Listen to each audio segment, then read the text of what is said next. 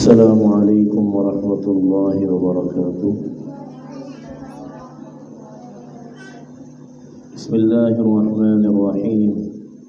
فقال لهم حين سألوه إني رأيت الليلة حين نظرت في النجوم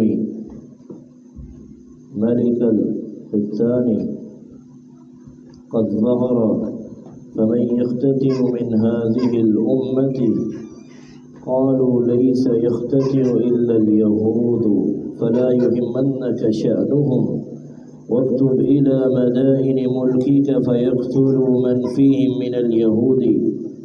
فبينما هم على أمرهم أتي هرقل برجل أرسل به ملك غسان يخبر عن خبر رسول الله صلى الله عليه وسلم. فلما استخبره هرقل قال اذهبوا فانظروا أمختتن هو أم لا. فنظروا إليه فحدثوه أنه مختتن وسألوه عن العرب فقال هم يختتنون